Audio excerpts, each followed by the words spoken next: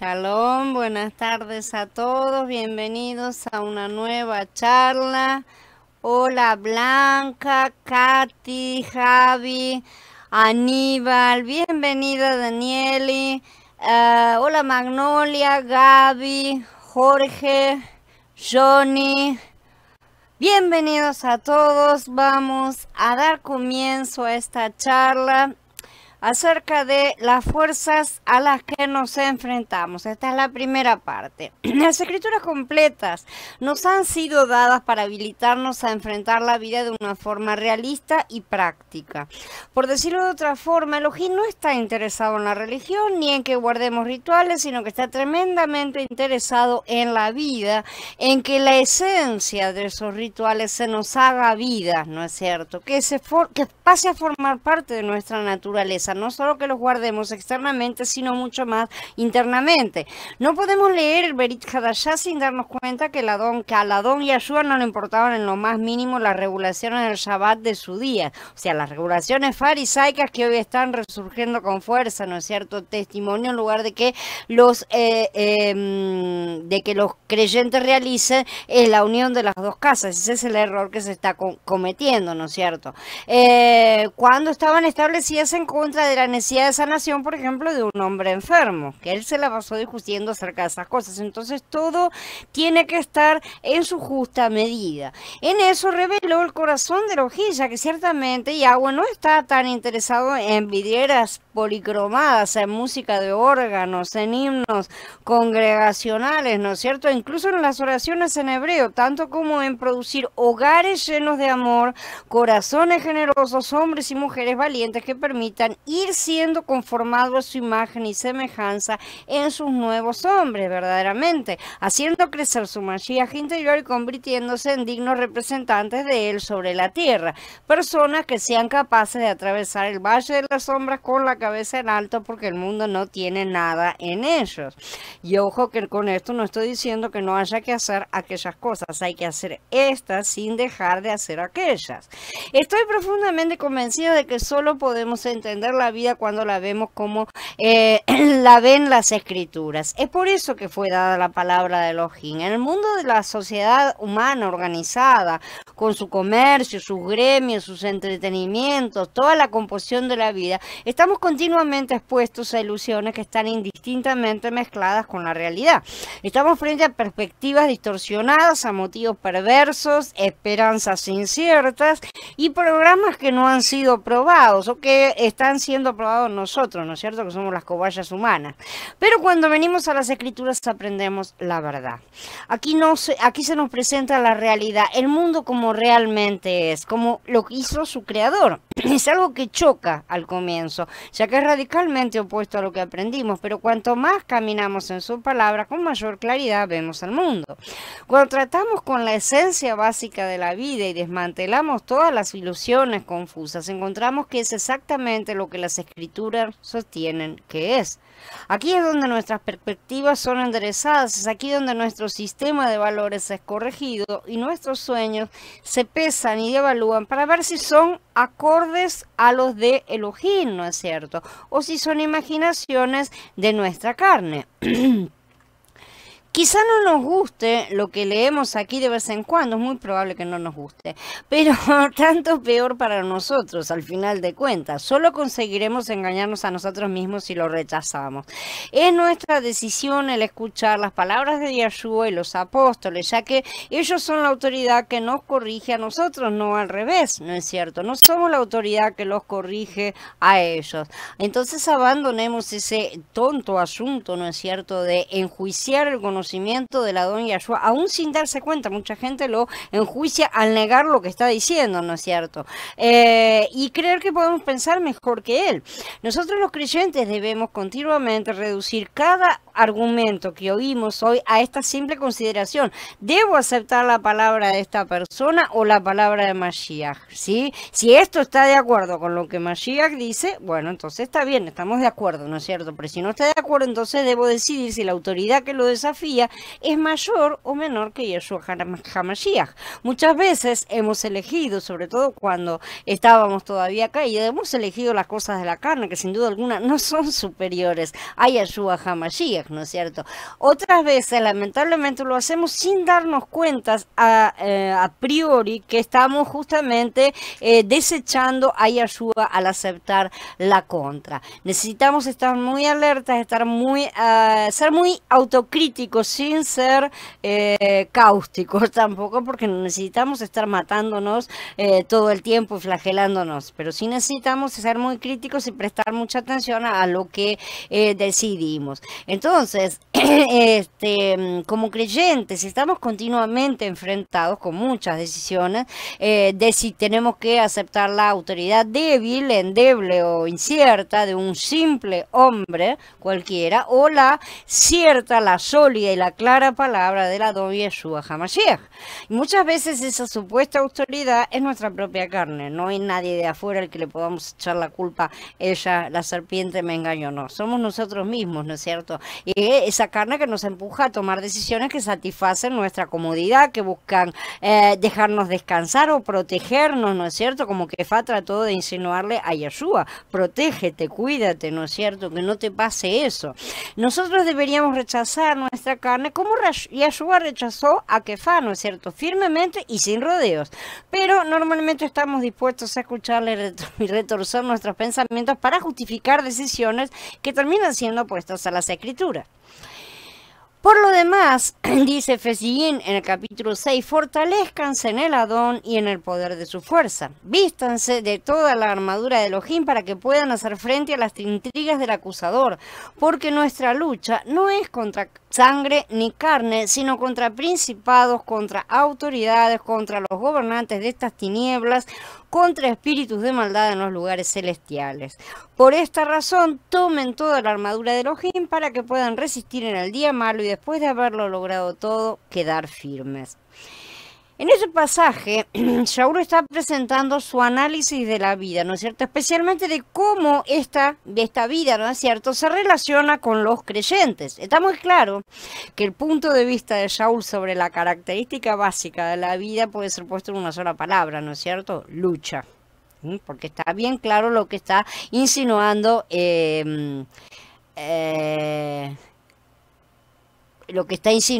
ahora aquí Shaul, ¿no es cierto? Lo que más se centra es en la lucha. Shalom, Carla, bienvenida. Entonces, esto es la parte central según lo que Shaul nos está exponiendo. La vida, dice él, es un conflicto, es un combate, una continua batalla. Esto, por supuesto, está confirmado constantemente por nuestra experiencia, ¿no es cierto? Todos quisiéramos pensar de la vida como un ideal romántico, calmo, ¿no es cierto? Donde podemos pasar la vida en tranquilidad y paz, ya que la mayoría de nosotros quisiéramos pensar que vivimos en un mundo ideal donde todo sale bien y podemos pasar nuestros días en relajación y deleite, con el trabajo justo para mantenernos interesados. Pero Shaul no está tratando con ese tipo de vida, que no quiere decir que sea imposible tampoco, ¿no es cierto? Pero que no es la vida común del creyente activo. Está lidiando con la vida como realmente es ahora y es hoy, sobre todo en estos últimos tiempos en los que estamos viviendo.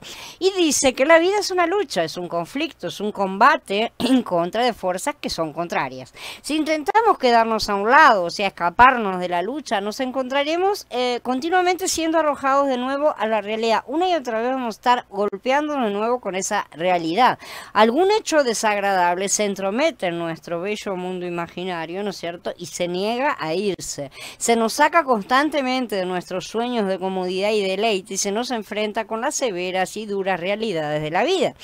El apóstol también dice que esta es una lucha fluctuante, ¿no es cierto? Tenemos que aprender a ponernos de pie, dice, en el día malo, con lo cual insinúa que no todos los días son malos.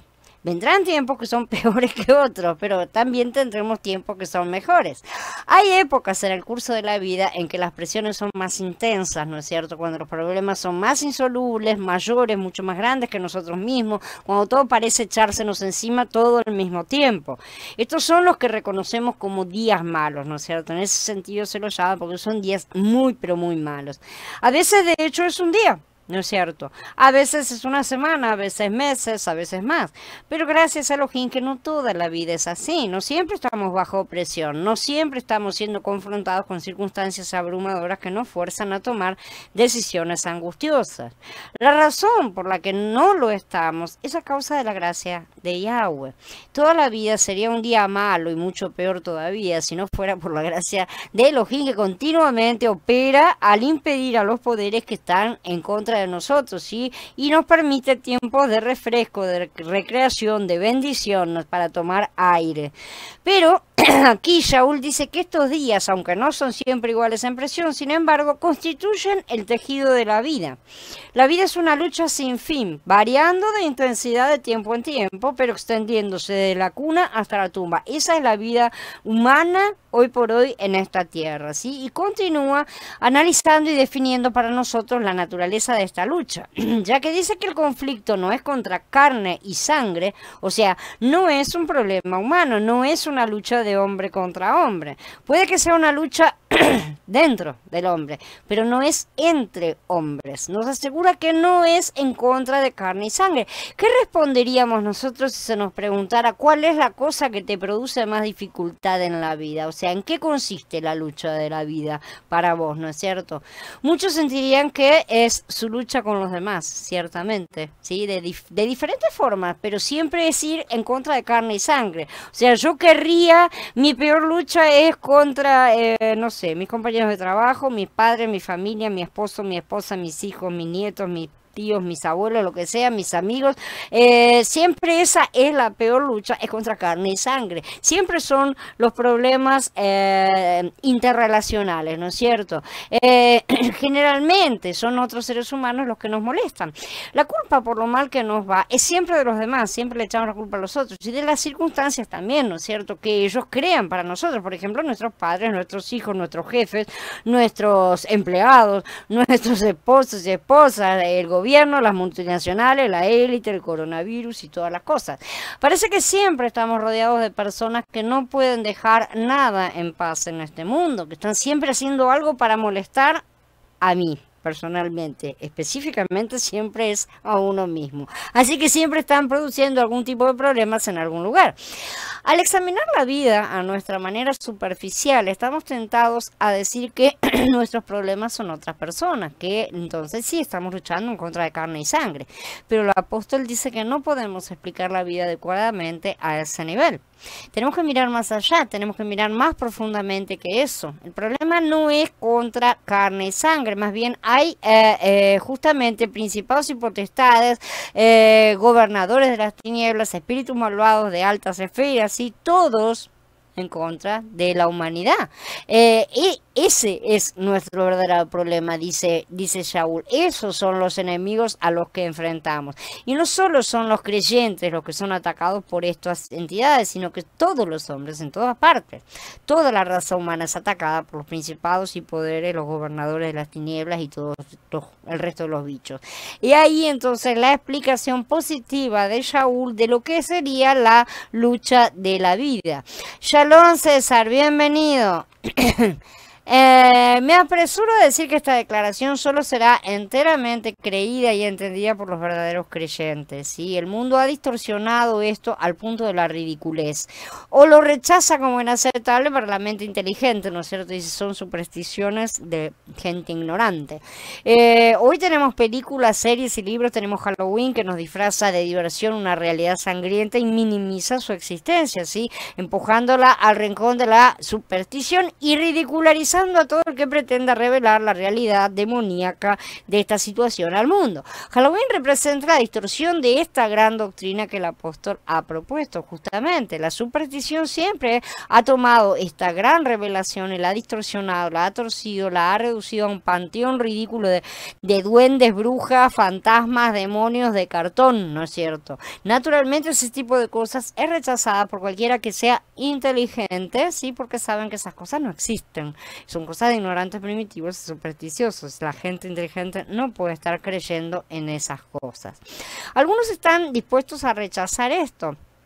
Se niegan a creer en los poderes invisibles, sean buenos o sean malos. Rechazan toda la idea de cualquier tipo de reino espiritual y dicen que no hay ni Elohim ni el diablo. Eso solamente son los que creen en lo que ven y tocan, ¿no es cierto?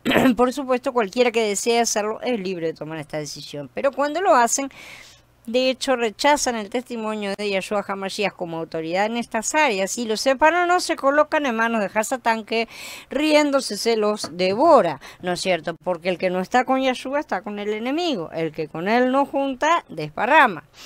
Poner nuestra esperanza solo en el hombre mismo es estar continuamente desilusionados en esta constante lucha del hombre por mejorarse a sí mismo. Es por eso que aquellos que se suscriben a esta posición al final asumen un espíritu de pesimismo al considerar la vida en general. Terminan siendo sumamente pesimistas, depresivos y hasta suicidas. Eso sucede con muchos grandes pensadores, ha sucedido, también es histórico.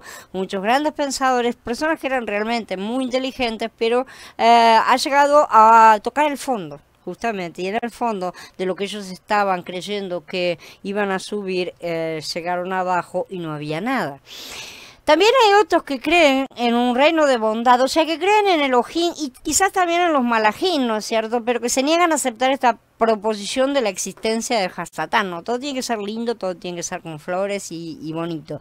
Dicen que pueden aceptar la existencia de Elohim y del cielo y de las cosas que constituyen la bondad, pero rechazan totalmente la idea de un diablo, de un Satanás, de un acusador. Esta es una postura totalmente irracional. Cualquiera que se suscribe a esa posición no tiene una base lógica en la cual apoyarse, ya que la misma revelación que nos cuenta sobre Elohim nos cuenta sobre Hasatán, automáticamente. Entonces no podés tomar a uno y desechar al otro. Ni siquiera en las civilizaciones, en leyendas de otras civilizaciones, van a descubrir en todas ellas un poder negativo, ¿no es cierto? Las mismas autoridades de las escrituras, que son Mashiach y los apóstoles que representan a Mashiach en primer lugar, ellos hablan claramente sobre Elohim, hablan igual de claramente sobre la existencia de Hasatán, ¿sí? Incluso el lenguaje mismo que utilizamos para describir el reino de Elohim y su constitución revela la existencia de otro reino. No se pueden negar estas cosas. ¿Por qué diríamos, por ejemplo, el Ruach HaKodesh, o sea, el Espíritu Santo? Porque hay espíritus que no son santos, evidentemente, y necesitamos establecer esa diferencia, ¿sí? Esta posición realmente revela un deseo de deshacerse de aquello que no nos gusta en las escrituras. Y mucha gente hace eso con muchísimas cosas, ¿no es cierto? No me gusta, cierro los ojos y no lo veo. Y desaparece, no está más. Es una cosa así, ¿no es cierto? Si leemos nuestras Biblias de esa forma, deshaciéndonos de todo lo que no nos gusta, finalmente vamos a llegar al residuo que queda, que es simplemente lo que preferimos. Esa parte me gusta, me quedo con esa, y eso es todo lo que tienen las escrituras para darme. Por eso esa gente normalmente no crece. En la base de ese acercamiento a las escrituras, la única autoridad realmente soy yo mismo. Yo decido qué es lo que sirve y qué es lo que no sirve, ¿no es cierto? O sea, lo que yo creo que es verdad, es verdad. Y lo que no es mentira. Entonces, evidentemente, no existe. La revelación está reducida a un área minúscula, limitada, evidentemente, y circunscrita a nosotros personalmente, ¿no es cierto? A una idea que, por una razón u otra, normalmente una idea emocional, ¿no es cierto?, elegimos aceptar. Yo elijo esa y se acabó. El resto, la otra parte no me gusta, entonces no la leo nunca. ¿No les ha pasado que ustedes no han no han asistido a diferentes iglesias, a diferentes charlas y ha habido temas que jamás se tocaban? ¿Por qué no se tocaban? Porque al pastor no le gustaban. Normalmente es así la cosa, ¿no es cierto? Estábamos todos circunscritos a los gustos del que estaba hablando, ¿no es cierto? Y sin embargo, las escrituras tienen todos los temas juntos, los agradables y los no tan agradables. Entonces, por supuesto, ya no estamos discutiendo la cuestión de si hay o no hay un diablo cuando llegamos a este punto. Estamos discutiendo la autoridad de las escrituras. Yo soy la autoridad de las escrituras porque yo determino la parte que leo y la parte que dejo de lado. Ahí ya hay una cosa completamente completamente diferente. Ahora digo todo esto porque me doy cuenta que hay muchos que están dispuestos a rechazar esta enseñanza sin siquiera darle una consideración inteligente. Hay muchos que pueden llegar a rechazar una enseñanza simplemente por un título, por leer el título, y ni siquiera son capaces de leer toda la enseñanza y verificar si es verdaderamente escritural, o sea, si las escrituras lo apoyan o no. Todo nuestro acercamiento a esto va a encontrar valor solo cuando los hombres y las mujeres se tomen en serio esta presentación de las escrituras al respecto. Ninguna otra explicación comprende los problemas de la vida como lo hace esta explicación. Ninguna otra explicación de la maldad del mundo toma en consideración todos los aspectos de la vida humana, como la existencia de estas criaturas. Así que no duden en hacer una declaración tan fuerte como esta. Cualquier otra cosa es superficial, sino artificial, ¿no es cierto? Es una cosa montada. La pregunta que tenemos que hacer cuando somos desafiados con esta idea de que no hay ningún demonio, cuando la gente dice, pero eso no existe, o cosas así, sería, entonces, bueno, ¿cómo explicamos lo que está ocurriendo en este mundo? ¿Sí? ¿Cómo explicamos toda la maldad que hay en este planeta? ¿Cómo explicamos toda esa maldad arraigada dentro de los asuntos humanos, dentro de los corazones? No está claro que no podemos entender la vida a menos de que comencemos aquí, entonces, porque si no, los demonios van a ser directamente los propios seres humanos. No podemos entender la historia si rechazamos esta proposición que el apóstol presenta, que detrás de los problemas del mundo, detrás de la maldad que se manifiesta, que se exterioriza en la humanidad, hay una jerarquía de espíritus malvados, que son el demonio y sus malajim. Hay un reino organizado de principados y de poderes en varios niveles de autoridad que están ejerciendo como gobernantes de las tinieblas, espíritus malvados en esas elevadas esferas, y ejercen su poder sobre los hombres. En nuestros días hay una seria enfermedad obrando en la raza humana y está constantemente produciendo pequeñas fiebres, por así decir, no estoy hablando del coronavirus. Pero si nos contentamos como doctores con correr de lugar en lugar o de paciente en paciente, ¿sí? Dando una aspirina para la fiebre acá y otra poco allá, sin preguntar ni una única vez cuál es la enfermedad que está provocando esos síntomas, ¿no es cierto? Y tratar de descubrir cuál es la cura y el verdadero remedio, estamos perdiendo el tiempo. No estamos curando nada. Eso es lo relevante. Escuchar ese análisis de lo que está mal en el mundo, cuál es la enfermedad y cuál es la cura. Entonces también tenemos que analizar estas cosas con respecto a los males del mundo en sí, ¿no es cierto? De la humanidad. Esto es lo que este pasaje está presentando delante de nosotros de manera muy vívida y exacta.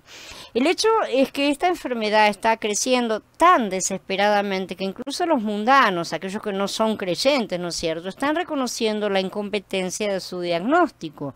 O sea, se están dando cuenta de que todo lo que han dicho, todas las veces, todas sus explicaciones no han servido de nada y no han explicado absolutamente nada. Y aún así, lamentablemente, continúan rechazando la verdad simple de las escrituras, porque es algo demasiado simple al parecer para su gusto. Esta escritura es la cosa más pertinente que conozco hoy para explicar todas las cosas. Durante 2000 años, ¿no es cierto?, ha estado escrito aquí. Sí, y digo 2000 años porque en los últimos 2000 años han leído solamente una parte y la gente se ha negado siquiera a mirar. Sobre todo en estos últimos 2000 años lo que tenemos es el Berihá, que es donde más se escribe a respecto de esta guerra, ¿no? O sea, el Antiguo Testamento no tiene tanto como en el Nuevo Testamento. Mashiach parece que vino a justamente explicar esta situación. Esta situación básica, ¿no es cierto?, que se está sucediendo sobre la tierra. Entonces, el apóstol Shaul dijo, el mundo está en sujeción a lo que se llaman los gobernadores de las tinieblas. Él explicó eso. Estos gobernantes de las tinieblas están liderados por el demonio, que las escrituras dicen que es un malaj caído de poder malévolo y astuta inteligencia contra quien los creyentes son llamados a luchar diariamente. Eso es lo que dicen las escrituras, eso es lo que dicen los apóstoles, esto es lo que dice Shaul, ¿no es cierto? Todo en el Berihá más que nada porque es la parte que más se menciona esta lucha. Pero bien, esta no es la declaración de un pasaje aislado de las escrituras, aparece también en muchísimos otros lugares, ¿no es cierto?, desde Bereshit a Higalut, y justamente, muy especialmente, tanto en Bereshit como en Higalut. El Adón Yahshua mismo apuntó a todo el problema cuando dijo a ciertos hombres de su tiempo: ustedes son de su padre el acusador y quieren satisfacer los deseos de su padre. Él ha sido homicida desde el principio, no se ha basado en la verdad, porque no hay verdad en él. Cuando habla mentira, de lo suyo propio habla, porque es mentiroso y padre de mentira. Es realmente lo que dijo Mashiach acá, es el análisis más increíble, ¿no es cierto? Él despojó a Hasatán de su disfraz, reveló su verdadero carácter a todo el mundo, ¿sí? Y dijo que era un mentiroso y un homicida. Así nomás. Si lo que Hasatán hace, lo hace a causa de quién es, ¿no es cierto? Tal y como lo que nosotros hacemos es a causa de lo que nosotros somos. De exactamente la misma manera. Porque es un mentiroso y un homicida. La obra de Hasatán es engañar y destruir, literalmente. Ahí tenemos la explicación de todo lo que ha estado ocurriendo en la historia humana a través de todo el curso de la crónica del hombre. Bien, que siempre lo resumió Yahshua en una frase. Y él no negó la existencia de Hasatán y además lo expuso y dijo lo que era. Los creyentes que no creen en la existencia de este mal y su actuación a nivel personal y social o tratan de minimizarla, simplemente están llamando a Yahshua de mentiroso. Porque Yahshua no solo puso demonios, sino que estuvo hablando de Hasatán todo el tiempo. No se puede decir que se cree en Yahshua y no creer en sus palabras, evidentemente. Entonces no se puede negar estas palabras de Yahshua. Hasatán se ha adueñado del oído de la humanidad.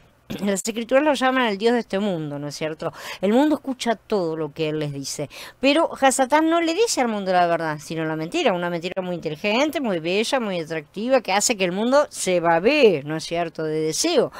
Pero al final de esta mentira tira a él la destrucción, el asesinato y la muerte. La muerte en todas sus formas, no solo la frustración, el sinsentido y el vacío, ¿no es cierto? De todas formas. A quien Hasatán no puede engañar, trata de destruir. Y a quien no puede destruir, trata de engañar. Es ahí la obra de Hasatán. Entonces, vamos a ver mucho más sobre esto y es importante que lo hagamos, ya que esta es la lucha de la vida. Esta es la lucha nuestra, esta es la lucha de cada ser humano, ¿sí? Esta es la explicación de la situación en la que nos encontramos y la única explicación realmente adecuada para lo que está ocurriendo en nuestros días, que jamás ha sido ofrecida. Las escrituras son las únicas que tienen la respuesta correcta. Lo inteligente es entenderlo y habiéndolo entendido, lidiar con esto, ¿sí? Y así poder caminar en victoria, como dice Shaul, para poder resistir en el día malo. Por eso vamos a ver después el resto de la parte de la armadura. Entonces, vamos a ver mucho más, ¿sí?, sobre todas estas cosas. Muchos van a decir que todo esto es muy deprimente y preferirían no pensar en eso. De hecho, muchísima gente hay que ha andado por toda su vida escondiendo la cabeza como un avestruz, ¿no es cierto? Yo también preferiría, pero he descubierto que no conseguimos escaparnos de esa forma. Realmente es lo peor. Solo hay una forma de manejar esta lucha y es fortalecernos en el Adón y en su fuerza poderosa. Ese es el camino del escape, no hay ningún otro. ¿Sí? Esta es una llamada al combate inteligente de la mano del Ruach. Es una llamada para luchar la buena lucha, para permanecer firmes en la fe, para ser fuertes en el Adón, justo en medio de la batalla, en medio del mundo, no escapándonos de la batalla, escondiéndonos, haciendo de cuenta que no existe. No, es en el medio de la batalla, porque no nos queda otra. Estamos en el medio de la batalla, ¿sí? En medio de estos tiempos turbulentos. Podemos oír la llamada del shofar en esto, ¿no es cierto? Tenemos que tomarnos todo esto en serio y aprender de qué se trata la vida. Tenemos que aprender a reconocer cómo funcionan estos sistemas de las tinieblas y cómo aparecen en la vida y a dónde van, porque los creyentes hemos sido llamados a ser soldados del ejército de Yahweh, que es el único ejército, por otra parte, que combate a este otro. Más que todo esto, tenemos que aprender el proceso de derrotarlos, no por carne y sangre, nuevamente, no al unirnos a comités, algo haciendo algún tipo de lucha física en contra de estas fuerzas, dando los gritos, haciendo cualquier otro tipo de escandalete. Shaul dice que las armas de nuestra contienda no son carnales, no son físicas, no son del cuerpo. Nuestras armas son poderosas por medio de Elohim.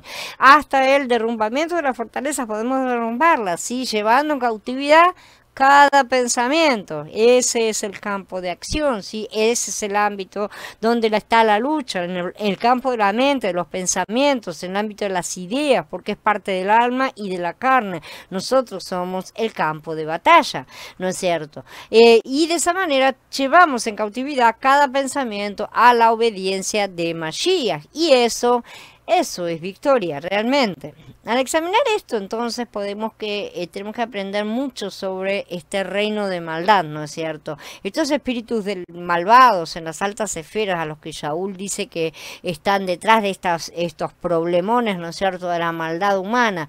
Prestemos atención al hecho de que el apóstol insinúa que los únicos que pueden batallar contra la fuerza de las tinieblas con éxito son los creyentes, porque no tenemos lucha contra carne y sangre. ¿Quiénes somos esos nosotros? Ciertamente él no está hablando del hombre en general, sino que son los creyentes los que están señalados aquí en esa palabra nosotros, ¿no es cierto?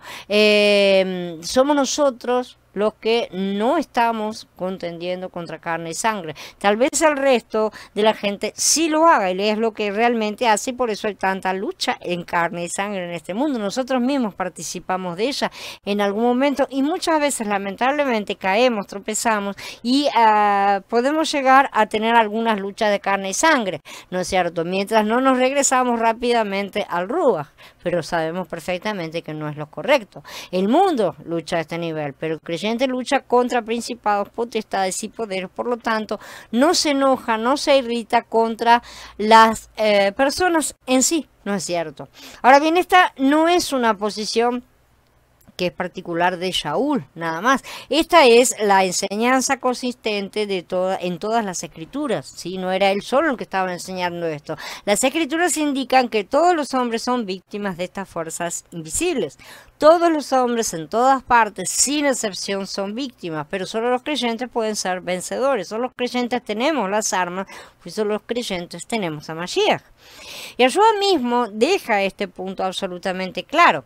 Hay una historia en Lucas 11 de la reacción de nuestro Adón al desafío que le fue presentado al estar expulsando demonios. Esta actividad de nuestro Adón es un área de su ministerio que es continuamente puesta en duda, ¿no es cierto?, por aquellos que eligen un acercamiento intelectual o mental a las escrituras. No les gusta este asunto de expulsar demonios. El resto de las cosas les gusta bastante, pero el tema de expulsar demonios es una cosa que les choca. Y lo explican, tratan de explicarlo de varias formas. En el relato bíblico, ciertas personas dijeron de Mashiach que el expulsar demonios resultaba de su relación con Belcebú. El príncipe de los demonios, justamente, otro nombre de Hasatán. Dijeron que fue por el poder de Hasatán, o sea, de Belcebú, que estaba expulsando demonios. Y Yeshua dijo: pues si el Satán está dividido contra sí mismo, ¿cómo podrá permanecer en pie su reino? Porque ustedes dicen que por Belcebú yo expulso a los demonios. Era bastante ridícula la postura, ¿no es cierto? El argumento es simplemente: Hasatán nunca lucha en contra de sí mismo. Hasatán es demasiado inteligente, demasiado astuto y sagaz como para jamás dividir sus fuerzas de esa forma, porque si lo hiciera sabe que su reino caería. Al contrario, todo líder sabe que tiene que fortalecer y la unidad, ¿no es cierto?, de sus huestes. Por lo tanto, Yeshua está sugiriendo que cualquier hombre que está bajo el control de Hasatán no tiene ninguna posibilidad de redención aparte de una fuerza externa que intervenga, ¿sí? Entonces, cada persona que está bajo el control de Hasatán se puede liberar a sí misma. Imposible, porque está bajo el reino de Hasatán. Y Hasatán nunca va a luchar en contra de sí mismo. Cuando el hombre fuerte y armado vigila su propia casa, sus posesiones están en paz. Continúa más adelante. ¿Quién es ese hombre fuerte? Hasatán. ¿Y cuál sería el palacio del que habla o la casa? El mundo, ¿no es cierto? ¿Y cuáles son las posesiones? La humanidad en todas partes. En los tres pasuquín que presentan esta figura del hombre fuerte hay tres grandes principios que surgen, ¿no es cierto? El primero es que el hombre solo contra Hasatán es incapaz e inútil. Esa es la posición invariable de las escrituras y lo demuestran una y otra vez. A ver si nos cae de una buena vez la idea de que nos podemos solos. Y Hanan dice: sabemos que somos de Elohim y el mundo entero está bajo el maligno. ¿no es cierto? Nosotros somos de Elohim, pero el mundo entero está bajo el maligno. Esta es la posición de las escrituras, que el mundo ha caído bajo el control de Hasatán, pero muchos hemos sido rescatados del reino de las tinieblas y llevados al reino de la luz. No puede haber ninguna amenaza desde adentro al control de Hasatán. Ese es su reino, él lo tiene cuidado y él lo tiene cubierto completamente, ¿no es cierto? Esto es muy revelador, ya que ahí nuestro Adón está apuntando a la razón del continuo fallo de los métodos usuales que los seres humanos utilizan para corregir las maldades e injusticias, o para tratar de corregirlas, ¿no es cierto? O sea, son los métodos usuales de reforma. El ser humano siempre está tratando de reformar la carne caída. Fallan porque no comprenden el problema esencial. Todos nuestros métodos de intentar corregir las maldades que vemos en la vida humana son simplemente reorganizaciones de las dificultades. Seguimos trabajando con la misma materia podrida, ¿no es cierto? La podemos poner un poco más bonita en estantes más acomodaditos, pero sigue siendo la misma basura. Tenemos éxito solo en revolverlas un poco hasta que toman una forma más o menos diferente y da la impresión de que hicimos algo.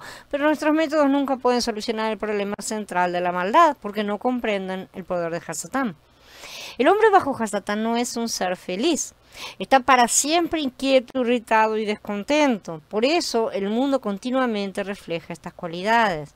El hombre ve los problemas que crea este tipo de existencia y siempre está intentando remediarlos. ¿Qué es lo que ve el hombre? Los síntomas, pero no está viendo la enfermedad.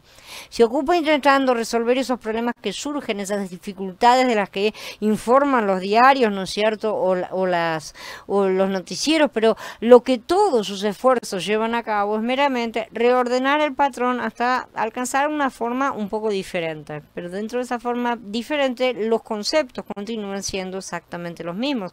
Por lo tanto, todos los efectos también lo son, ¿sí? Entonces el hombre cuando termina, ¿no es cierto? Y amasa y hace una cosa así, ya me quedó diferente. Dice, ¿ves? Acá está. Y lo logré, ¿no es cierto? Hemos solucionado el problema. Pero eso solamente ha movido a un síntoma distinto de la misma enfermedad. C.S. Lewis dijo en un momento, ninguna ingeniosa organización de malos huevos crea una buena tortilla. Y es absolutamente verdad.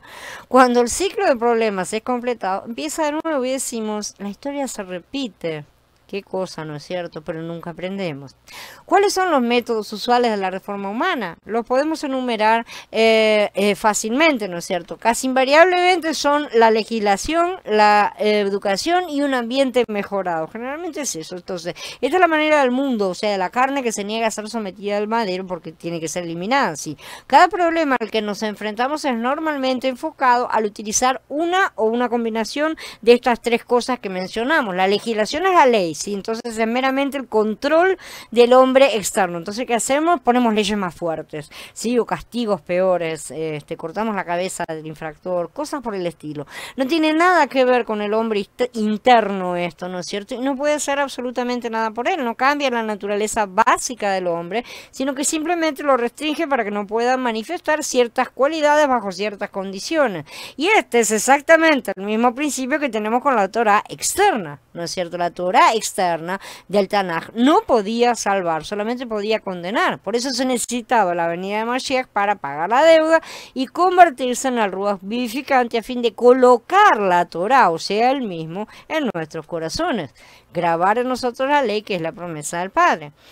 La educación es una de las peores cosas que podemos hacer con una mentalidad trastornada, así con una mente retorcida, porque si la mente ya está retorcida y lo educamos y le damos más inteligencia, le estamos dando más armas para efectuar justamente el mal. La posición de las escrituras es que todos nosotros nacemos con mentes retorcidas, ¿sí? Algunos están más retorcidos que otros. Educar una mente retorcida es solo hacerla más inteligente en su maldad, y esto es lo que resulta y generalmente sale todo mal. La educación no cambia básicamente, intrínsecamente al hombre, lo hace más inteligente y normalmente le da más capacidad para encontrar escapes a sus maldades. Un ambiente mejorado no le cambia tampoco. Estas son las estrategias usuales para la reforma que tienen los seres humanos. Ahora examinemos el pasú con las palabras de nuestro Adón que completan el discurso. Pero si viene uno más fuerte que él y lo vence, le quita todas las armas en que confiaba y reparte sus despojos. ¿Quién es este que es más fuerte que el hombre fuerte que es mencionado antes? Y Yeshua, evidentemente, está hablando de sí mismo. Dice que cuando un hombre fuerte, completamente armado, guarda su palacio, sus posesiones están en paz y nada se puede hacer contra él. Y menos con todas las posesiones mismas, ¿no es cierto? Pero cuando viene uno que es más fuerte, rompe el poder de ese ya así llamado hombre fuerte y libera a sus esclavos. Aquí declara el segundo principio: la victoria de Mashiach hecha personal a un individuo por fe rompe el poder de Hasatán. He aquí las buenas nuevas de la Besorá, justamente.